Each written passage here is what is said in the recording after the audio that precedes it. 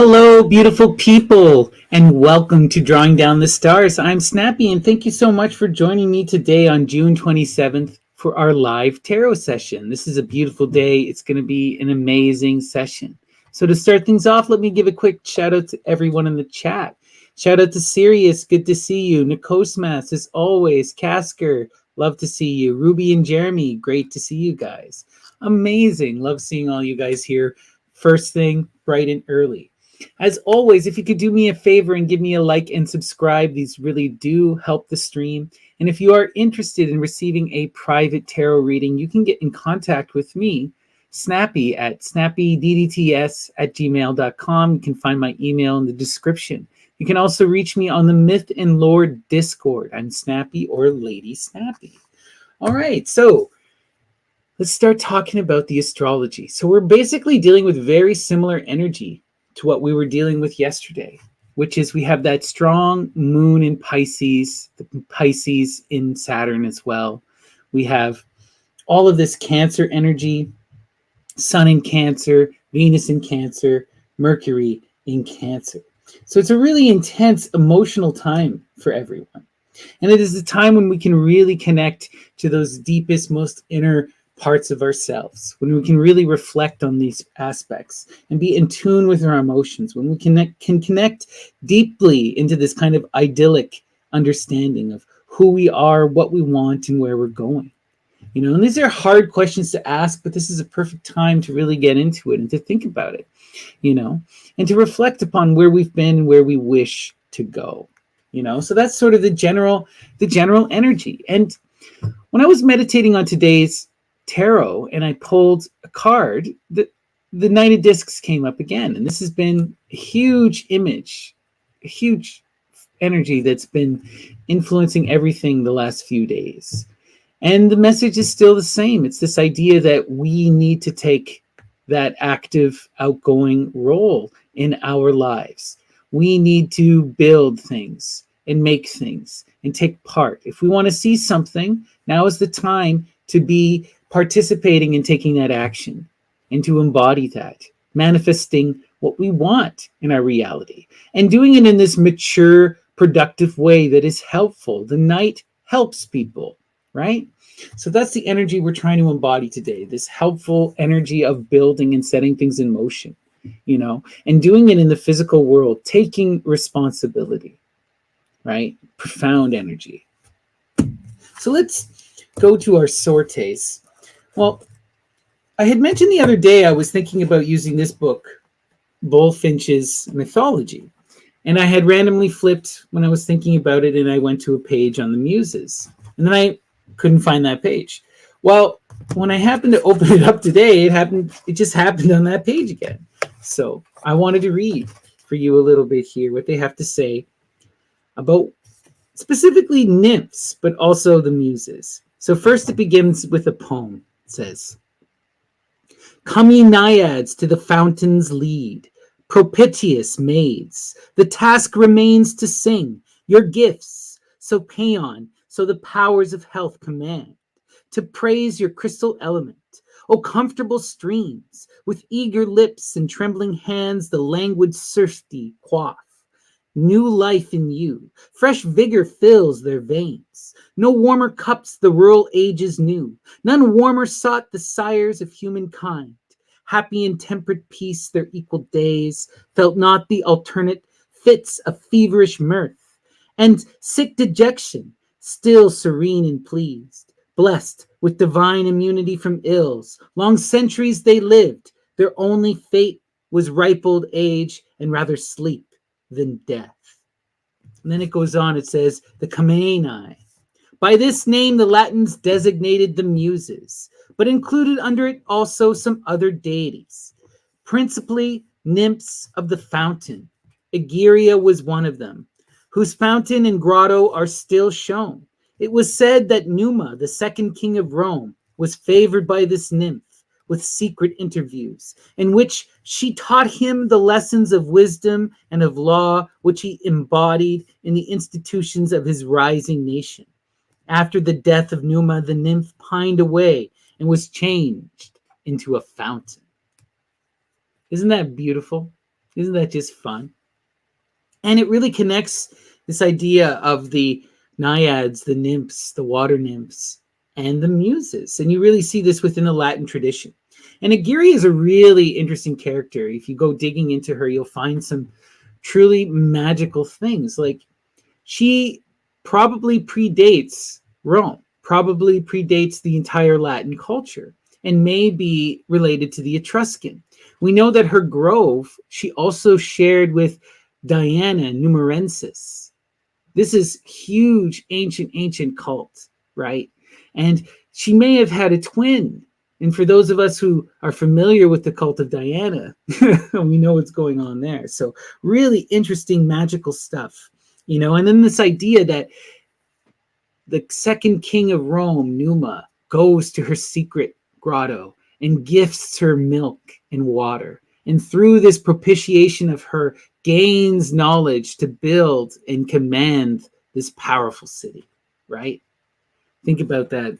How do you connect to the muses? You have to go to their sacred places, to their rivers, and you have to make offerings, and you have to be in that loving adoration, you know? So remember that. Okay. Now we're going to do a fun one here. This is 3 different plays by one of my favorite playwrights ever, Federico Garcia Lorca. Widely considered one of the greatest playwrights of all time. If you're not familiar, go check out Lorca. Specifically The Blood Wedding. That's probably my favorite of his plays, but all of his stuff is incredible and definitely inspired by the muses. So for those of you who are unfamiliar with the sortes is a form of bibliomancy that was popularized within the Greco-Roman tradition, and it's where you invoke the spirits of the goddesses of the muses. These are the goddesses of inspiration. You ask them to guide your hand and to select a passage at random. You read it out of context, and that is the message, the inspiration that you're supposed to take with you. So we're going to go to Lorca, and we're going to ask the muses. Muses, guide my hand. What is the message? How do we move in flow? What does Lorca have to teach us today? All right.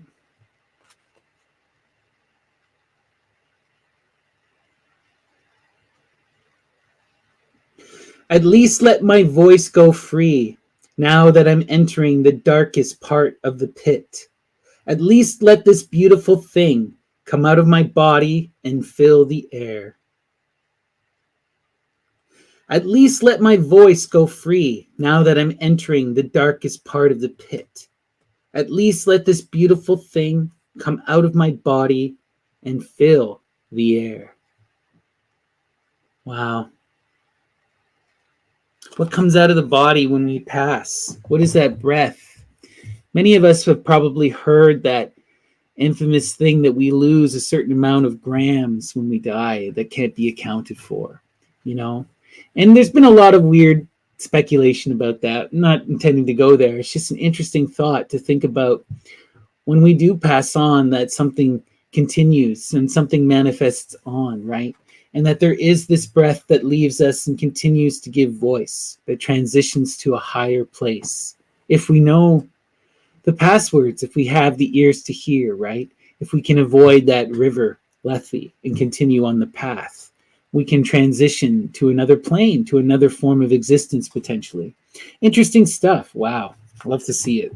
Lorca is so fun. All right. I had brought this book the other day, and I love this book. This is Hore by Gabriel Macari. And it's just a magical book.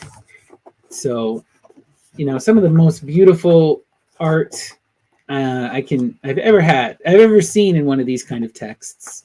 You know, like, look at this, just incredible, right? So we're going to ask the muses to guide our hand. What is the inspiration? What is the message? How do we best move and flow? What do we take from Hore today? All right.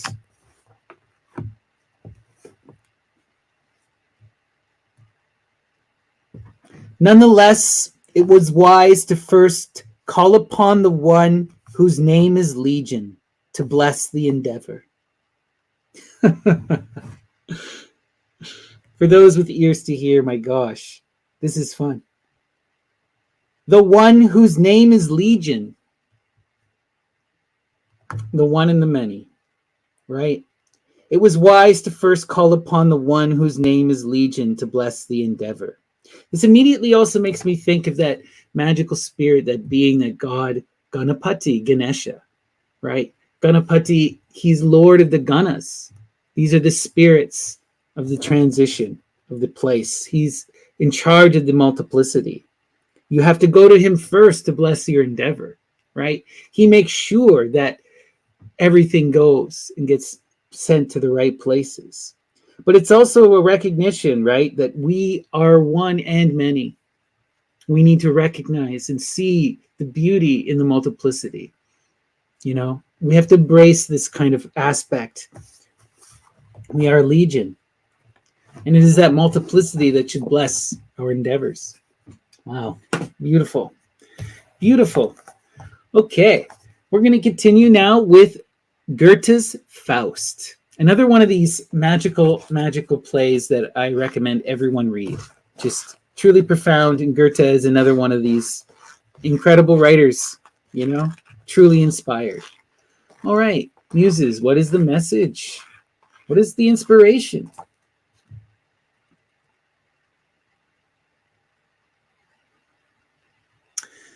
I'm fond of people, wish them well. I long to see you more than I can tell, but sight of him is like an evil spell.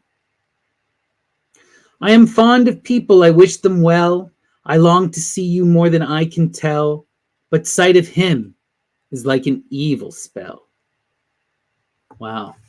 We've all had those connections where some people just shock us.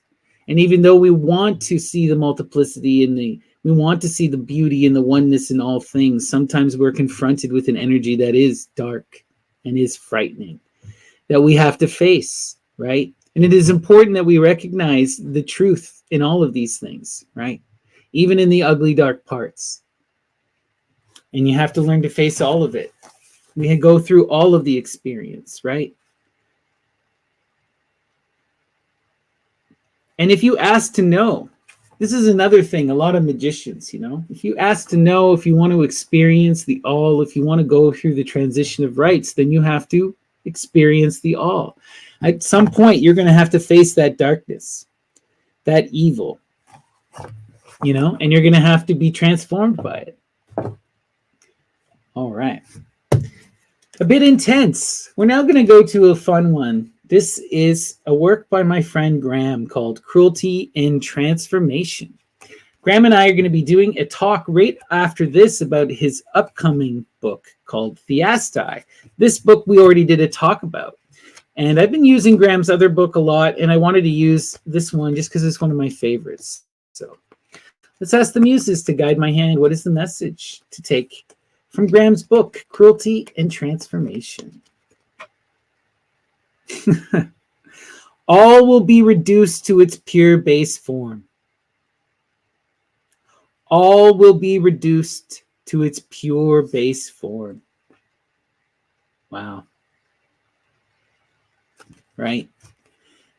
Everything dies. Everything breaks apart and gets separated out. You know, no matter how great you are, you're still going to die. And this is something that needs to be confronted and faced. These energies of loss and of decay. And it's important that we recognize this stuff, you know. Too often philosophy, ideology, religion, even spirituality tells you not to think about these things or to ignore them. That's not the right answer either. You have to learn to be in flow and to accept it, right? Death is a reality. Change is a reality. Suffering is a reality. And you have to learn to love these things as well. All right, let us continue. We're going to now go to Watch, Fiend, and Rack Screens, a collection by Antonin Artaud. Graham and I are going to be doing a deep dive into Artaud's work, Heliogabalus, on Saturday. So you should also come tune in for that. In the meantime, let's find out what the message is from Artaud. Muses, guide my hand. What is the inspiration? What should we take from Artaud today?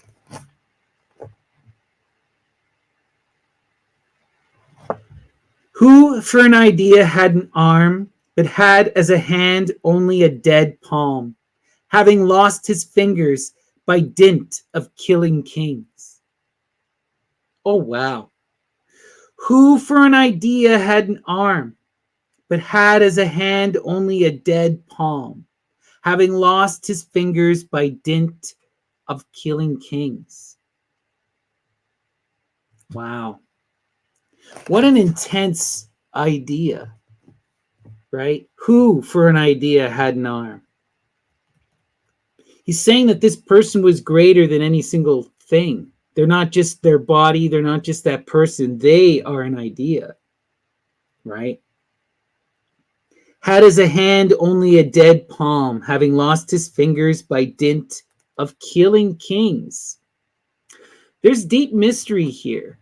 And what I mean by this is there's a certain, you can view the mysteries through many different lenses. And one vision of the mystery, one version is you must overthrow the tyrant. You have to overcome the king, right? And not take his place, but transcend him. And having lost his fingers, having lost his hands, but he became an idea through the process of killing kings. He became an idea. Wow. Beautiful, beautiful, beautiful. So look for those aspects of tyranny in your own life, the things that hold you back, whether real or imagined, people or thoughts or feelings, and you must slay them. You must be in that free motion of adaptation and change. Anything that holds you, that binds you, needs to be let go. Except for love, right? All right. Let us continue. We're now going to go to our Ganapati oracle. All right. We had some interesting energy there that reminded me of Ganapati, so this should be good. So let's ask the muses. What is the message? How do we best move and flow? Ganesha, Ganapati, what do you have to share with us? All right. Protection. This is an interesting energy. People were asking me, well, I was getting in a debate on Discord about this kind of stuff. I'm the kind of person who says you should just go out in loving adoration and experience the universe. But there is a certain aspect you should learn to protect yourself too. And you protect yourself by connecting to those powerful energies that are closest to you, and that are most loving. Characters like Ganapati, this is a loving energy that anyone can approach, that wants to help and protect you, that should be spoken to and asked to for protection, And it's important that we also think about this idea of protecting others and what that means too, It's a powerful energy, protection. How do you defend? How do you help? How do you be in this mode of protecting what's been built, right? Because in spite of the change, we do want to try and control things to a certain point. We need to be able to move in flow, but we also want to build. Part of the journey is to build the tower. And to build the tower, you must also protect it, right? And you must protect yourself. It's a hard lesson to learn, protection, right? Violence is a natural part of reality. All right. We're now going to move to our fairy oracles. This was a gift, and I find it to be a very deep, rewarding gift. So let's ask the muses. Guide my hand. What is the message from the fairies? How do we move and flow? What is the inspiration? Okay. Moderation. Moderation.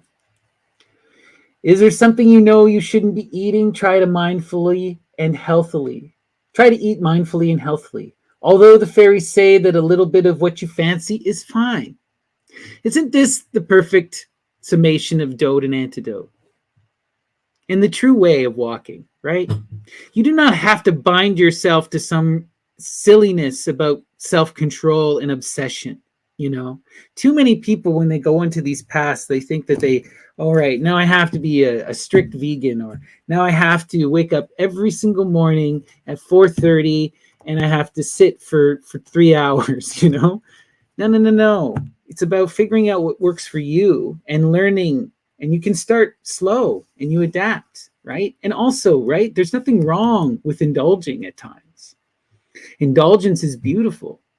It's about when and how you engage it. One thing I always talk about to people is turn the things that are truly joyful and passionate into something that's special, right? You moderate it in your life and you utilize it in magical creation, towards the creation of art, towards worship, towards this communication with these magical entities that are beyond, right? If you utilize things in this way, all of a sudden it's much more profound, right? Instead of waking and baking, why not wait till Saturday? And it's far more intense under the moon, you know? And also, if you're in moderation, maybe your dreams will come back. So, something to think about. But it's true of anything, whether it's food or sex or drugs or what have you, or anything in life, right? I don't think we need to abstain from life. We need to be in flow, okay? Learn to balance, learn to love, embrace yourself. Okay. We are now going to go to our tarot reading proper. As always, we use the Thoth Tarot of Leda Frida Harris and Aleister Crowley. And I'm going to use the Saturn square. We invoke that energy of Saturn. We cut our life up and we put it on the plate. We look at all the interactions and we ask ourselves, how do we best move and flow? What is the lesson to be learned? How do we evolve? How do we manifest our true will? And as always, the center card is the most important card. So let's see. Our center today, the Tower. Oof, oof, oof. Hard energy, Mars energy, right? But necessary energy. There's a deep transformation that's coming or that has happened. And it has caught you off guard. It's caught us off guard, right? But this is also that fiery death, that destruction that brings rebirth. I always remind people of the old oak forests. They needed to be burned every once in a while.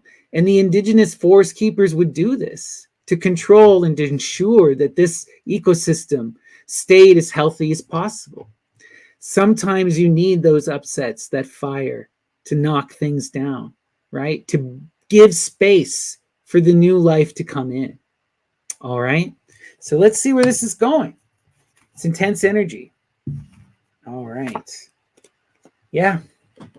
The key here is to be in this virtuous state, right? To hold true to your morality and to your beliefs, to your convictions. What I'm seeing here is this tower moment in some way is connected to this. And what's important is that you go to that foundational energy. You go to those energies that push you forward, that make you shine a light and explore that darkness, right?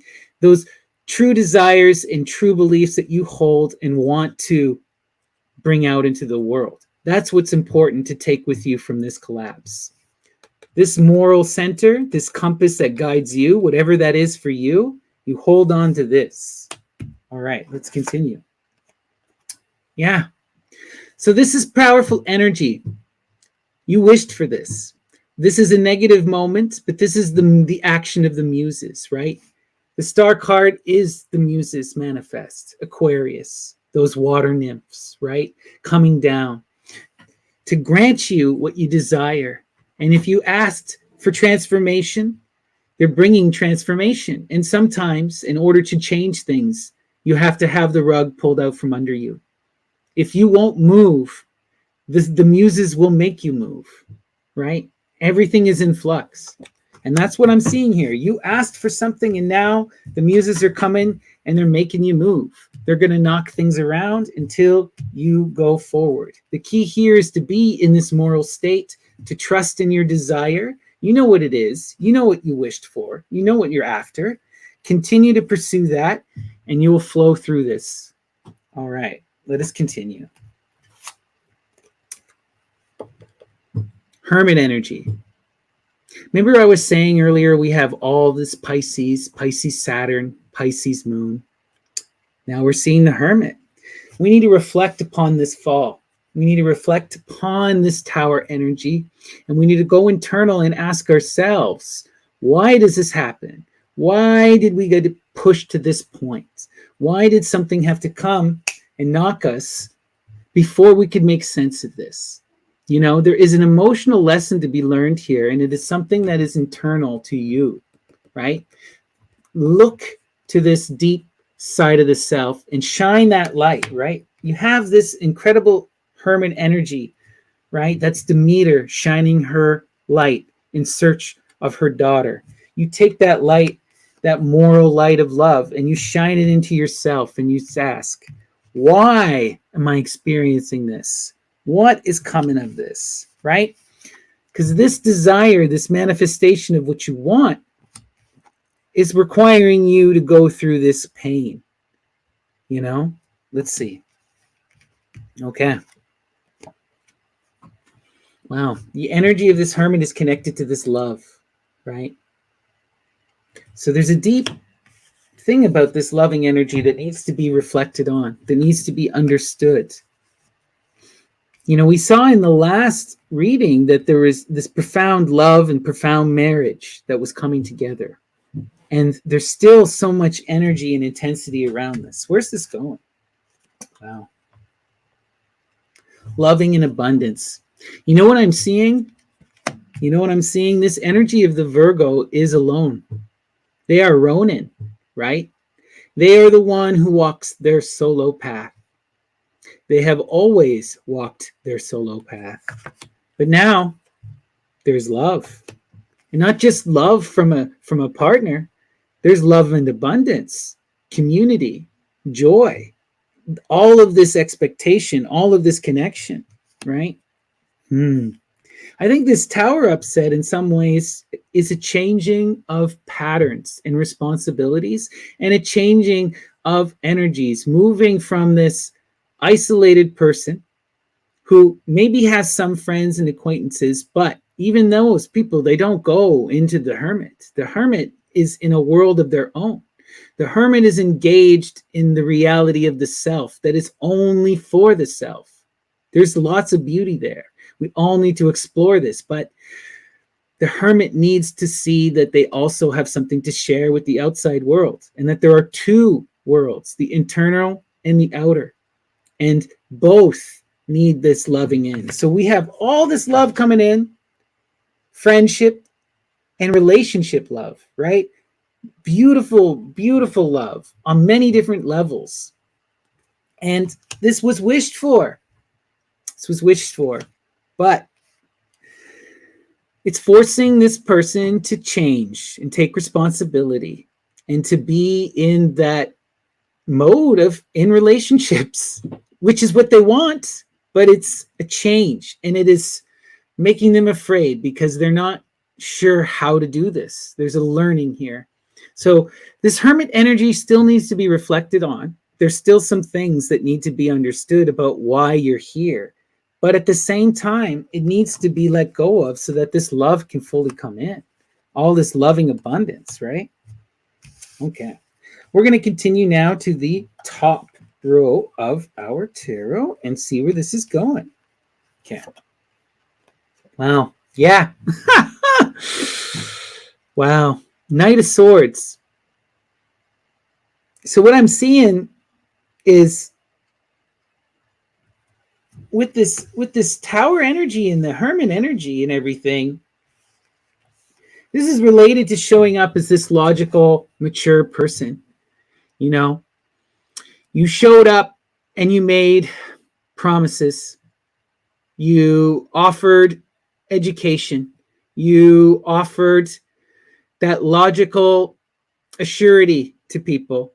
And now, now it's coming due, right? What we're seeing is there's a shift from this hermit energy to this outgoing knight who wants to share and wants to give, spread knowledge, right? And it's causing this shattering. It's causing this upset,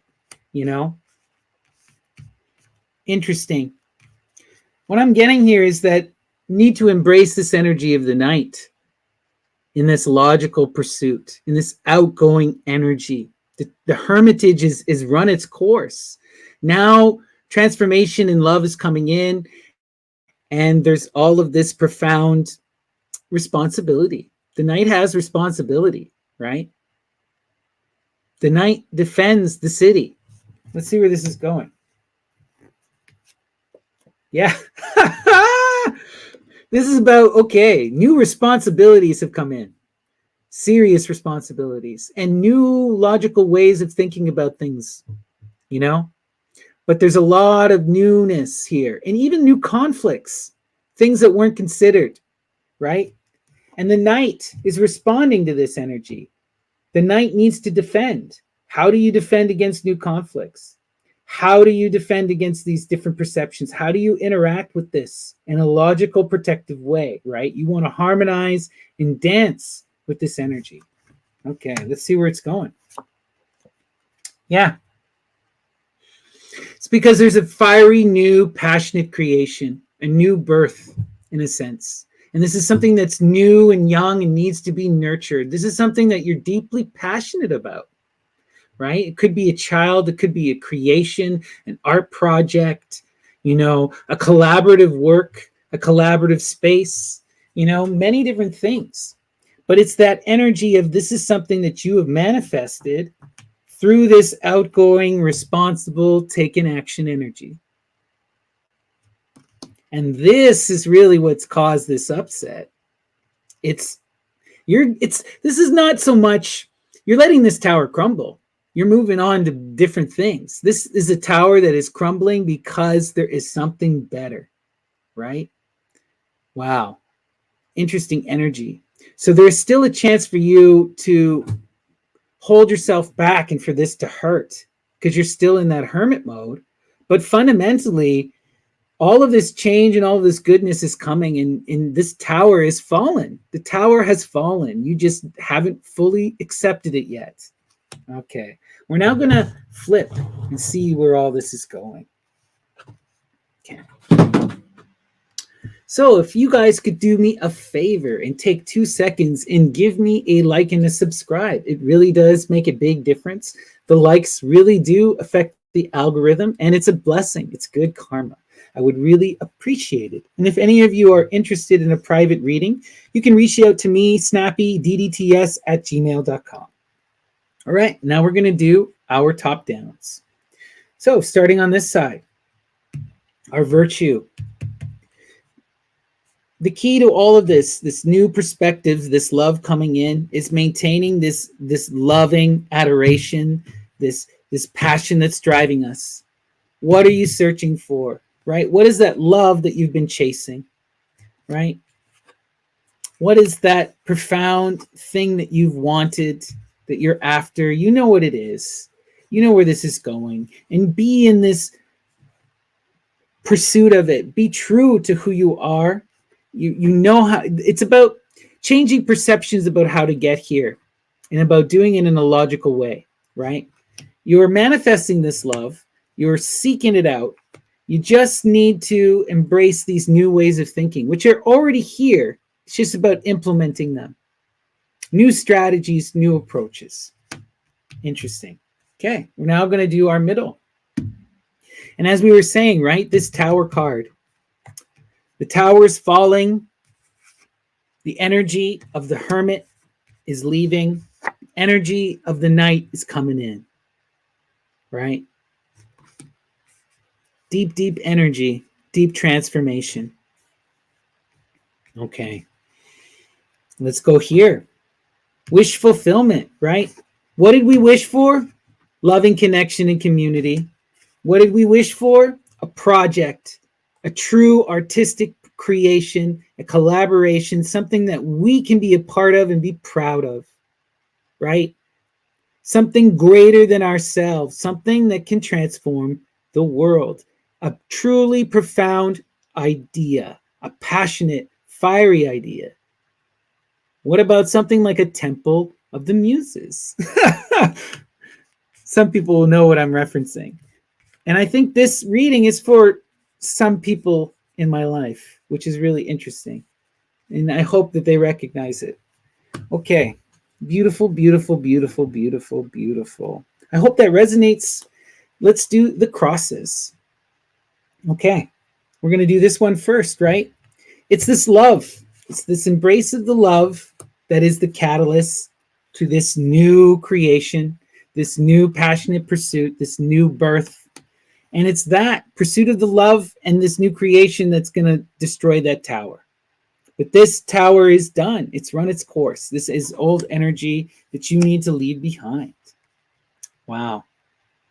And then lastly, yeah, this connection, these new beautiful loving friendships that are so abundant and expanding and growing upon themselves, these core relationships, they have brought in a change of perspective, right? And this new relationships, these new changes in perspective, this is why you're letting this energy go. This is why the tower is falling, because you're moving on. You're letting go of the hermit. You're embracing community. You're seeing things in a new perspective. You're pursuing morality. You're pursuing love. You wished for this. You're showing up now as that mature, outgoing, logical person who understands what they want and how to protect and defend those around them. And what are you creating? You're manifesting this new, loving, passionate creation, a collaboration, right? Something truly profound and transformative. Wow. Love to see it. All right. I hope that resonated with everyone. I hope that you all will come and tune in and watch Graham and I as we talk about their new book, Theastai, that is going to be released soon. I'm really excited about this book because Graham is going back to their roots in the theater and also invoking a lot of the Greek magic that we all love. So it's going to really resonate, I think, with people in this community more than even his stuff already does, which is incredibly much, right? We all love Graham and his work. So, and because we're doing Graham, we're going to do 2 more sortes for Graham. We're going to do Cruelty and Transformation and Artaud. So here we go. Cruelty. Muses, guide my hand. What is the message? What does Graham have to share with us? Worship of the one will shrivel this illusion and reveal the true nature of everything.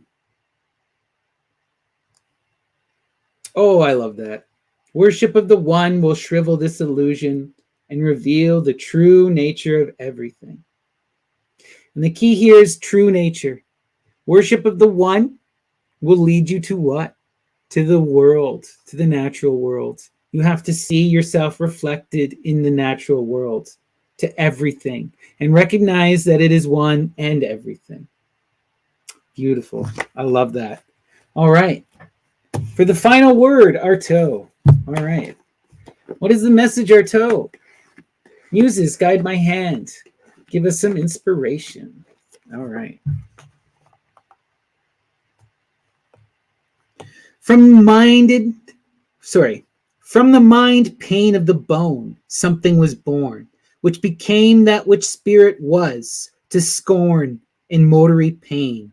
From the pain, this matrix, a concrete matrix, and the bone, the bedrock bottom, which became bone. Oof. Oh, wow. From the mind pain of the bone, something was born, which became that spirit which was to scour in motory pain from the pain.